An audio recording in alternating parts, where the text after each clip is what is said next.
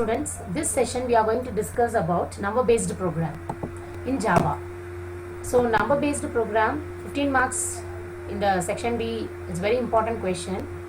So we are going to discuss about three important programs in this. I divided the number based program into part 1 and part 2. Here we are going to discuss about prime number, palindrome number, perfect number. So prime number, what is prime number? First we are going to discuss about this. What is prime number? Prime number means a number which is divided by 1 and itself. That is called prime number. So the question is, write a program to accept a number and check whether it is a prime or not. So there are different logics are there for that. We are going to discuss two logic now. So first one, we are going to find factors for a prime number. For example, the number 5. 5 is a prime number or not? It is a prime number. How to find any number? You have to take from 1 onwards.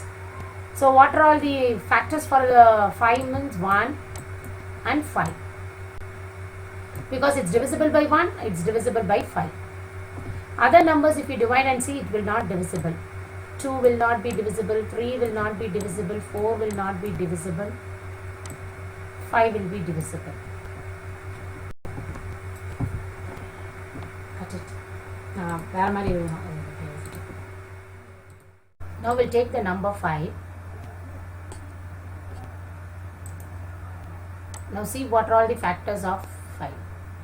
So any number when you take, you have to take from the number 1, 2, 3, 4, 5. So we have to see whether the 5 is divisible by 1. Is it divisible? Yes. 2, is it divisible? No. 3, it is divisible? No. 4, it is divisible? No. 5, it is divisible? Yes.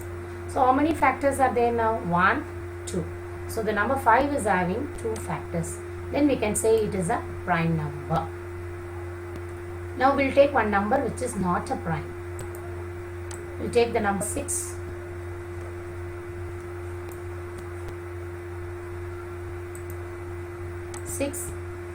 So we have any number when you take, you have to take from the number starts from 1. 1, 2, 3, 4, 5, 6. Till that number you should take. Whether 6 divisible by 1? Yes. 2? Yes. 3? Yes. 4 it's not divisible. 5 it's not divisible. 6? Yes. So how many factors are there? 1, 2, 3. 4 factors are there. So the number which is having more than 2 factor, it's not a prime number. So 6 is not a prime number because it's having 4 factors. So this is the logic. And one more thing you need to know, how the number is divisible or not to check. Now 6 divided by 1, if you give, answer will be 6. Quotient is 6. But here we don't want any quotient. We should see whether the remainder is 0 or not, right?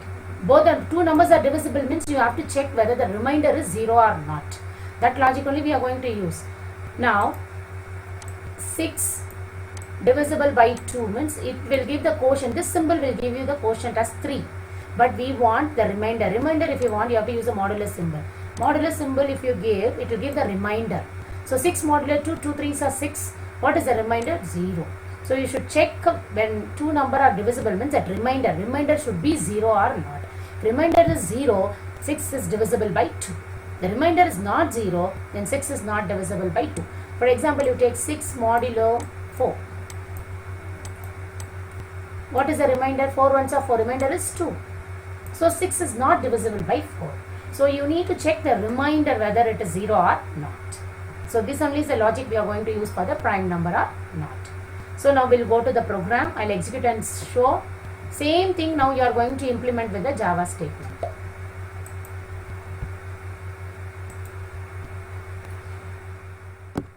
The program. So I'm giving the name as prime.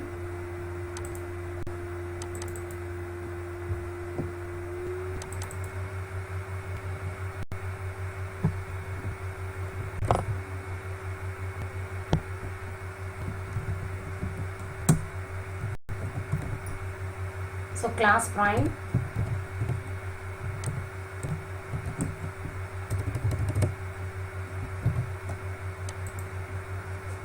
Alright, creating a method. Static void main.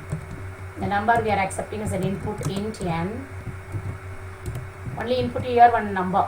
So that only I need to check whether it's a prime or not.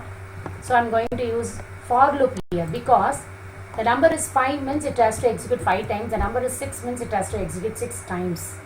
So I'm going for a loop. We don't know what the number the user is giving, whether it's a 1 digit or a 2 digit or how many times loop I have to execute.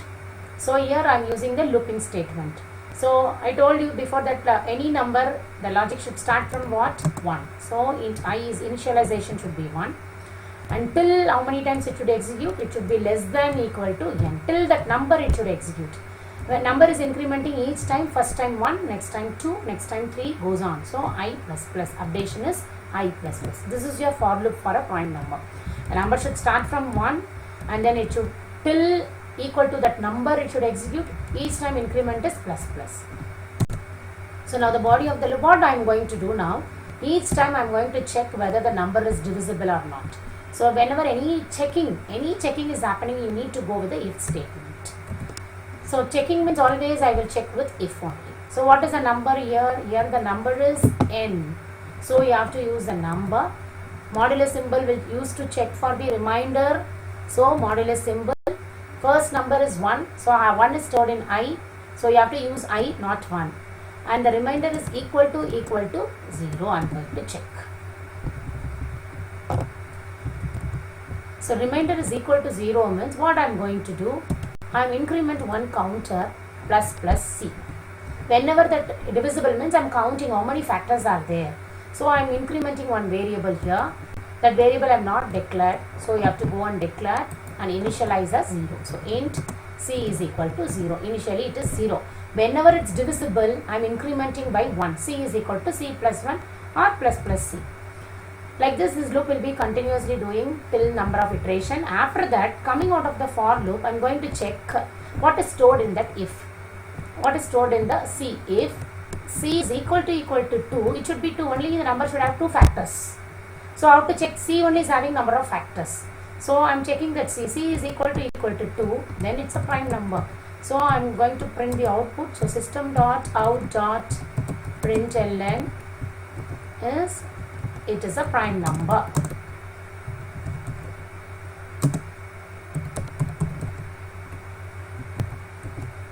Else it's not a prime number.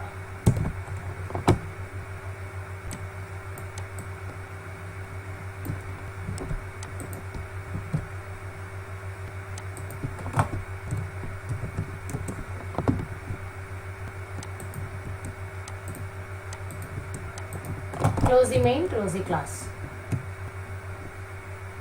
Now,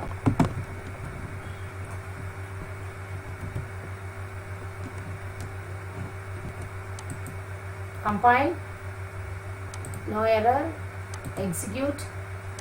I am giving the number 5, so you should get it's a prime number. Yes. Now I will give the number 6. It should give it's not a prime number. Yes, it's not a prime number.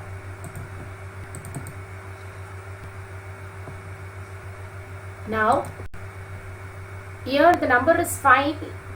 C will have the 2 factors. If the number is 6, C will have how many factors? It will be divisible by 1, 2, 3, 6, 4. So 4 it will come, then it will go to else, then it will print it's not a prime number. This is the flow of this program. Okay children, but now prime number is clear I think. Now we'll move on to the next program, that is palindrome number. Prime number logic, one more logic we are going to discuss.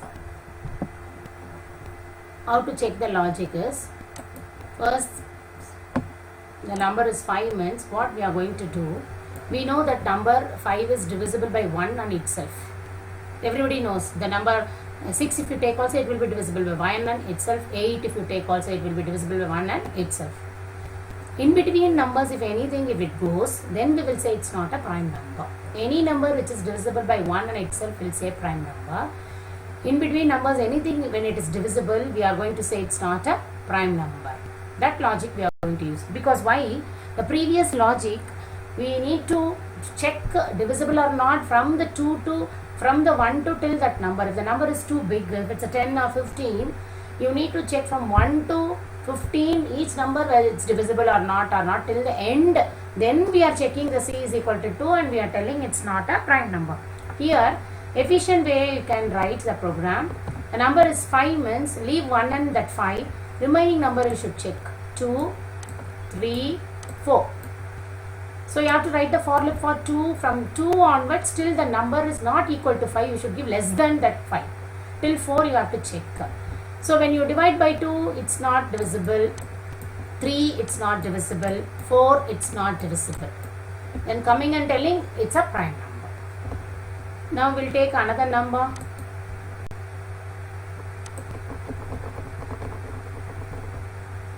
We'll take the number 6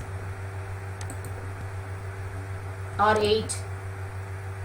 So from where we are going to start from? We are going to start from 2, 3, 4, 5, 6, 7. 8 will not go because we know 8 and 1 is divisible. Now 2, it is divisible. It is divisible means it's not a prime number. Why we need to check for 3, 4, 5, 6, 7? It's waste of time, right? So whenever it's divisible by the first number 2 itself, we can say it's not a prime number. So we are going to use the for loop here from 2 to 7. Then when first time if it's divisible, I should come out of the loop. So immediately how to come out of the loop? That case we are using break statement here. If you use break, immediately it will come out. Then you can say whether it's a prime or not. So this logic only we are going to use it in a program. So no need to check this many times. It's reduce the number of iterations in the for loop. It's an efficient way of writing program. So we'll go to the program and I'll compile and execute and I'll show you. Class prime 1 are given, public static void main, you are accepting the number. And here I am using the for loop. I told you now that number starts from 2 and less than n. It's not equal to n. Number starts from 2 until that number less than n. I am going to check whether it's divisible or not. So how to check divisible already we discussed. If n modulo I is first time 2, it will start from 2. If it's equal to 0 means it's divisible. When it is divisible, no need to continue the for loop because it's not a prime number. It should not go any of the number between, right? Only it should be divisible by 1 and itself. So if it is divisible, immediately I have to come out of the loop by giving break. But whether it reaches to if or not, how will we see outside the loop? For that I am using one variable. Initially I am telling flag is equal to 0 means initially I am telling all the numbers are prime number. Initially whenever I am accepting the number I am telling it's a prime number. That's why I have initialized flag is equal to 0. When I am using the for loop, if it enters to the if the condition is true, then flag will become 1 and then I have given break. Break means immediately it terminates the for loop, it comes to this place. And this place I have to display now whether it's a prime or not. So this variable I am going to check flag. If flag is equal to 0 means it's a prime number, else it's not a prime number. For example, you see one flow now. You will give the number here 6. So it will come here, flag is equal to 0. Now I is equal to 2, n is 6 now. 6 modulo 2, it is divisible. So flag will become 1 and break. It will come out of the loop. Now flag is 1. So this is not equal to 0, it will go to else. It's not a prime number. Now 6 is not a prime number. Now we'll give the 7 here. 7, flag is equal to 0 means 7 we are telling it's a prime number. Now it will come I is equal to 2. 2 is less than 7. Condition is true. Then it will come 7. 7 modulo 2. It's not equal to 0. So this two lines will not get execute. Then it will go I plus plus. I will become 3. 7 modulo 3. It's not equal to 0. Then it will go 4. 4 is less than 7. Yes. 4. 7 modulo 4. No. 7 modulo 5. No. 7 modulo 6. No. Then here it will come 7 is less than 7. Condition is false. It terminates the for loop. Then it will come. Flag will be 0 only. Because never it went to this place. So here flag is 0. Then it will say it's a prime number. So 7 is a prime number. Now we'll go to the palindrome number. Before that, I'll execute and show you now. This also will work like that. 7.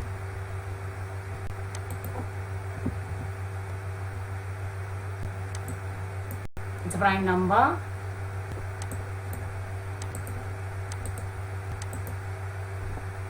20. It's not a prime number. So it's working correctly. Okay, now let's move on to the next program. Write a program to accept a number and check whether it is a palindrome or not. What do you mean by palindrome? Palindrome means a number. You have to do the reverse of a number and then you have to check whether it's equal to the original number or not. For the example 242, if you do reverse also, it is 242 only. So if you check with the original number, both are equal. Then it's palindrome. If you take one more example, 345, if you do reverse, it will become 543. It's not equal to the original number. So we are telling it's not a palindrome. So for palindrome, you need to know reverse of the number logic. Then it becomes very easy. Now how to do the reverse of the number? For that you should know to extract digit from a number. You know what is number, what is digit? 242 is a number. Digit means each one is 2 is a digit, 4 is a digit, 2 is a digit. So you should know to take the digit from a number separately one by one. Then it becomes easy. So this only I am going to say reverse of the number. Before that you should know to extracting the digit from a number. If you want to know that separate video, you have to go and see how to extract digit from a number or sum of the digit, etc. Now how to do reverse we are going to see. The number is 242. Now any number, how to extract the digit 2 separately, 4 separately, 2. Now whenever you do extraction, you will not get the first digit, you will get the last digit. If you do modulo by 10, you see 242 modulo 10, always modulo 10 will give the last digit. Now any number, whether it is a 3 digit or a 4 digit, you try and see. Always you will get the last digit here. Now next time when the number is 24 modulo by 10, you will get the 4 separately. When 2 is there modulo 10, you will get 2 separately. But this is 242, so you are getting the last 2. Next time, how it's becoming 24 now? To make 242 into 24, you need to, that number, you have to do by 10. By 10 means quotient. It will give the quotient as 24. So next time, your number 242 will become 24 now. So once again, 24 modulo 10, you will get the 4 second digit. Once again, this 24 by 10, if you do, you will get the 2. So once again, the number 24 should become 2. So how by 10 if you do, it will become 2. 2 you have to take, if you do modulo 10, you will get 2. If you do by 10, finally it will become 0.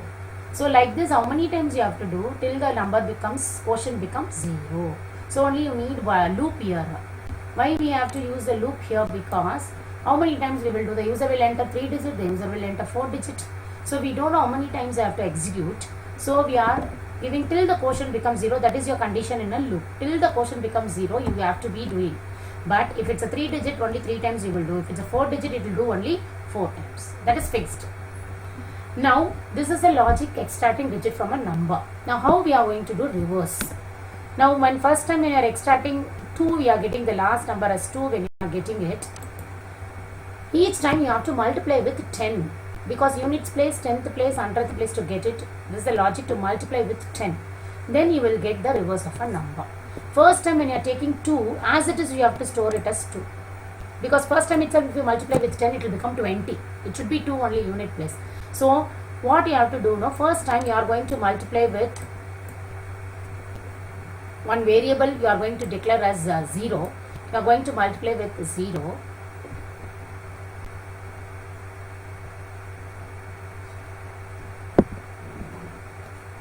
First you are going to take the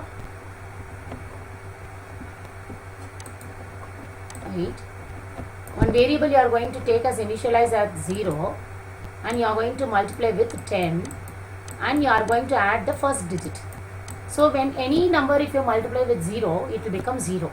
So if you add the first digit here 2, it will become now what? 2. Right? Now next time if you extract the digit, next time what is the digit you are getting here? 4. Now this number you have to multiply, each time what I am telling you have to multiply with 10. So now 2 into 10 it will become 20. You have to add with the next digit is what? 4. So 20 plus 4 is what? 24. Now next time, this 24, once again you have to multiply with 10. So if you multiply with 10, 24, what you are getting? 240. So 240, what is the last digit now you are extracting now here once again? 2. Add with 2. So what you will get? 242. This is actually reverse.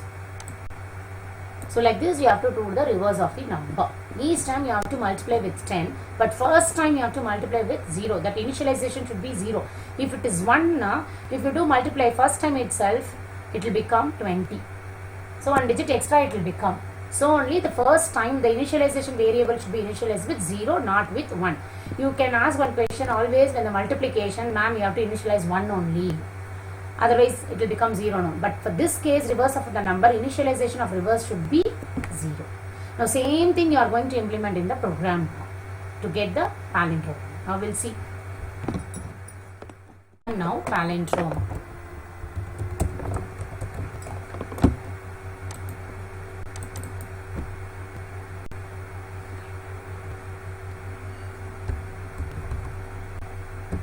Class palindrome.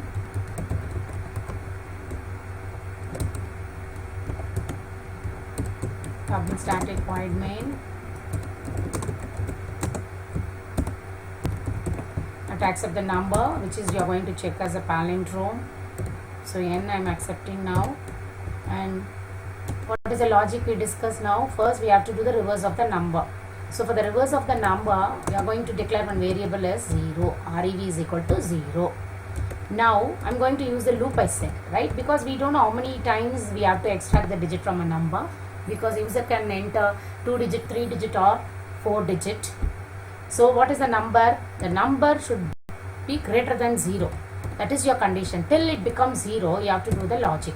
So the condition is n is greater than 0. If it's greater than 0, it will extract modulo 10 by 10. The 2 lines you are going to put it in a while loop for the reverse of the number. What is the 2 lines? N modulo 10 and by 10. N modulo 10. You need to store it in one variable called R. That is remainder. Now, that n is equal to n by 10. N is equal to n by 10 means what? You are dividing and the quotient once again you are reassigning into n only. Because the original number first time it will become 242 means next time it should become 24. So, if you do 242 by 10, you will get 24. The 24 you have to reassign to the original number. Here in the while loop, updation is this only. N is equal to n by 10 only is the updation. This is the condition. This is the initialization. Int n is the initialization. This is the condition. This is the updation. This is the body of the loop. Now you have to do each time I told you you have to multiply with 10. So REV is equal to REV into 10 plus that digit. Where is that digit is stored in that R? R is my digit. Now semicolon. So this will be executing repeatedly and you after the loop you will get the reverse of the number. So you need to check the reverse of the number is equal to the original number or not. Reverse of the number is stored in REV. The original number is stored in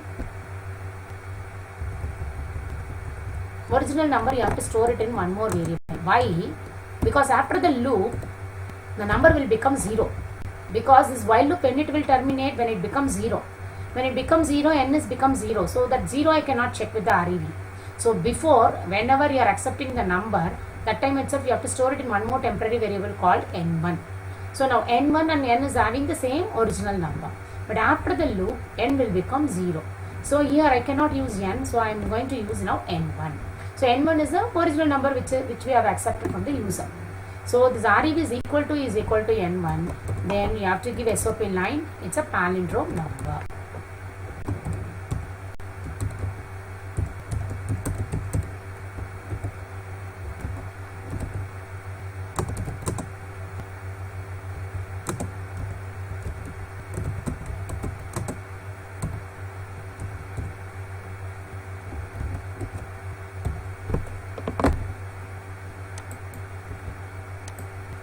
Else it's not a palindrome number.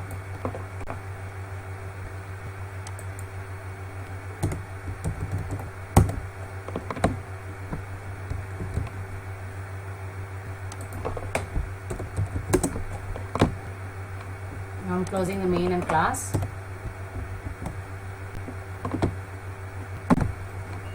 We'll compile and see.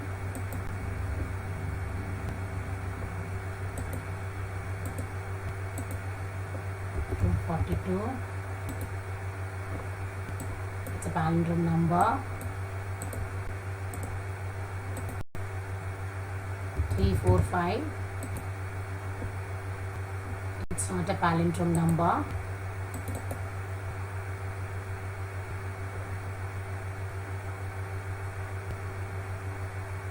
Now how it will execute, we'll see. Now the number is 143 if you give here. If you come here, REV is equal to 0. Now N1 also it will become 143. So 143 is greater than 0. Yes, it's greater than 0. Then it will come 143 modulo 10. You will get 3 in this. So 143 by 10 you will get 14 here N. So REV is 0. 0 into 10 0. 0 plus 3 3. So 3 will get stored in REV. As soon as the line comes here, it will go once again to here. So now N will become 14. 14 is it greater than 0? Yes, it will come. 14 by 10. 4 will get stored here. 4 will get stored here. Then this 14 by 10 it will become 1 here. REV will already 3. 3 into 10 30. 30 plus now 4 34. So it will become 34. And once again here it will come N is 1. 1 is it greater than 0? Yes. It will come 1 modulo 10 is 1. So 1 by 10 is 0. Now here REV 34. 34 into 10 340. 340 plus 1 341. Then it will go 0 is greater than 0. Condition is false. It will comes out. So 341 will get stored here. Original number is 143. It's not equal to the original. So it will go to not a palindrome.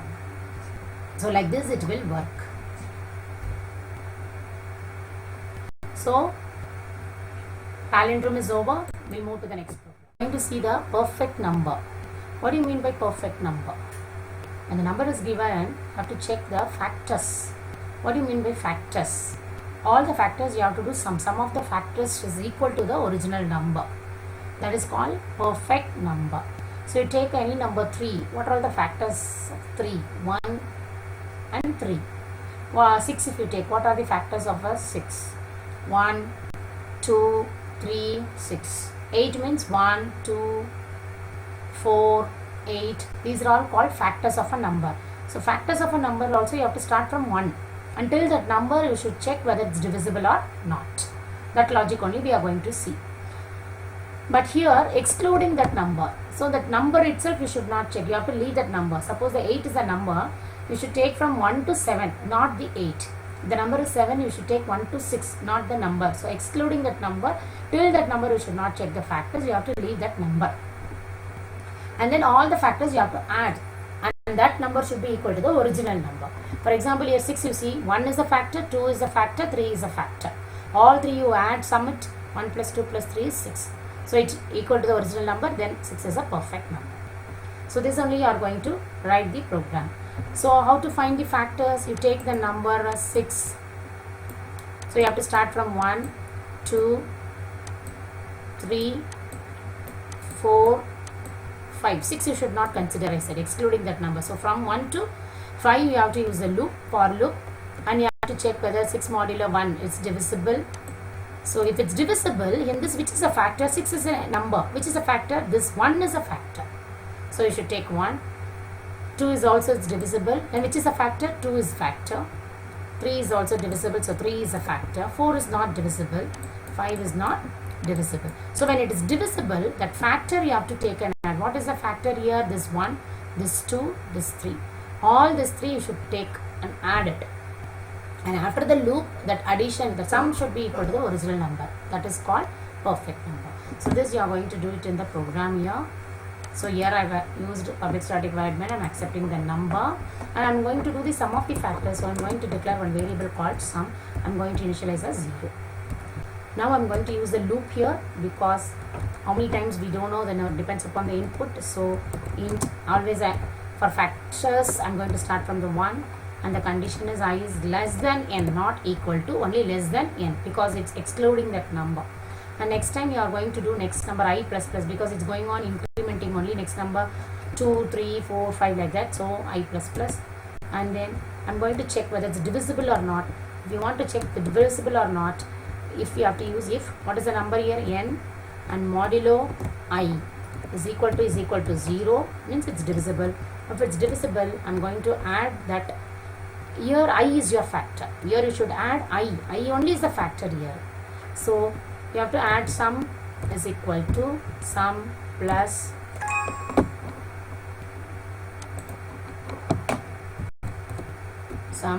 I here, not 1 or like it. So you have to add sum is equal to sum plus I, then you have to close the loop. So loop will be continuously doing. Now this sum you have to check with the original number. If sum is equal to n, then it is a perfect number.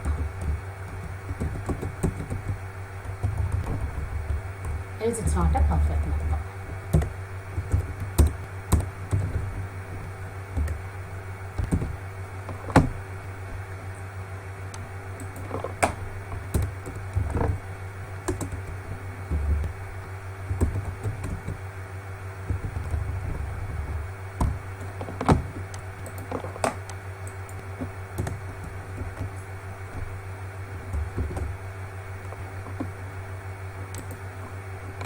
Now we'll do compile and execute. Now listen how it will go through now. Now the number is 6. Now it will come I is equal to 1. 1 is less than 6. Yes, true. It will come. N is 6. 6 modulo I is what? 1. 6 modulo 1 is equal to 0. Yes. So sum is equal to 0. 0 plus I is what? First time. It is 1. So here sum is equal to what? 0. 0 plus 1 is what? 1. It will become sum 1. Now next I plus I will become 2. 2 is less than 6. Yes, condition is true. Then it will go once again. 6 modulo 2, it's divisible. So sum is already 1. So it will add 1 plus 2. So it will become 3. Now it will go, it will become 3. 3 is less than 6. Condition is true. Yes. It will enter. N is 6. 6 modulo 3 is equal to 0. Yes, it's divisible. Then already sum is 3. 3 plus 3, 6 it will become. Sum has become 6. Then it will go 4. 6 modulo 4, it will not divisible. Then it will go 5. 5 is less than 6. Yes, it will not divisible. Then 6 is less than 6. Condition is false. 6 is less than 6. Condition is false. It will terminate the for loop. Then what is stored in the sum? 6. 6 is equal to 6. Yes, then it's a perfect number. It will display.